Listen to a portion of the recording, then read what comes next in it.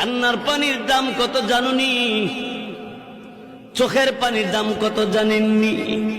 কঠিন কিয়ামতের ময়দানে আল্লাহ নবী জাহান্নামের পারে দাঁড়ায় দাঁড়ায় কাঁদবে আর বলবে, হে আল্লাহ, জাহান্নামের ভিতর আমার উম্মতেরা আছে, উদ্ধার কইরা দাও আল্লাহ, তাদেরকে মাফ কইরা দাও।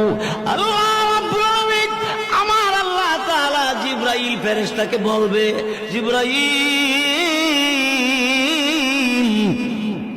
আমি আল্লাহর কুদরতি দরবারে পানির পাতিল আছে, পানির পাতিল নিয়ে যাও, আমার নবীর কাছে নিয়ে দিবা। নবীকে বলবা এই পাতিলের পানিটা জাহান্নামের ভিতরে ছেড়ে দেওয়ার জন্য। রসুলের কাছে জিবরাইল পানির পাতিল দিবে, আর জিবরাইল ফেরেশতার কাছ থেকে রসুল পানির পাতিল পাইয়া পানিটা জাহান্নামের ভিতরে ছেড়ে দিবে।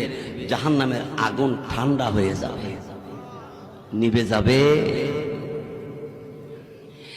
দিলের নবী, আমার আপনার নবী রাহমাতুল লিল আলামিন এমনি ডাক দিয়ে বলবে, জিবরাইল, এত দামি পানি কোন জায়গা থেকে এনেছো? এটা কি হাউজে কাউসারের পানি না জমজম কুয়ার পানি? জিবরাইল বলবে, নবী গো, এটা হাউজে কাউসারের পানি না, জমজম কুয়ার পানি না, এটা কিসের পানি? আল্লাহ রাব্বুল আলামিন তখন ডাক দাও, জিবরাইল রে আমার নবীকে বলে দাও। এমনি জিবরাইল ফেরেশতা তখন ডাক দিয়ে বলবে, এই আল্লাহ নবী দুনিয়ার জমিনে আল্লাহকে ভয় করে চোখের পানি ছেড়ে, আল্লাহর বান্দা চোখের পানি ছেড়ে ছেড়ে কাঁদছে, এই কান্নার পানিটা আল্লাহ তাআলা জমা রাইখা দিছে।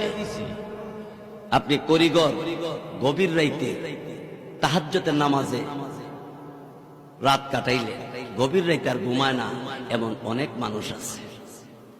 বহু লোক আছে, অল্প বয়সের আছে, মহিলাদের মধ্যে আছে, পুরুষের মধ্যে আছে। কত মানুষ শেষ রাইতে আর ঘুমায় না, ওযু বানাইয়া তাহাজ্জুদের নামাজে দাঁড়াইতে যায়।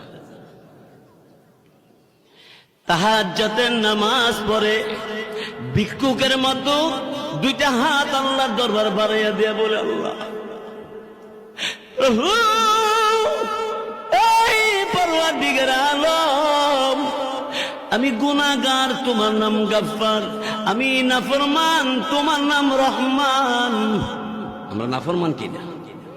আল্লাহর নাম রহমান। আল্লাহ তুমি দয়া করে আমি নাফরমানরে তুমি মাফ করে দাও। চোখের পানি ছেড়ে ছেড়ে কাঁদতে কাঁদতে কুদরতি কদমে, আল্লাহর কদমে সাজদায় পড়ে কান্দে, বলে, আল্লাহ তুমি আমারে মাফ করো। আল্লাহ রাব্বুল আলামিন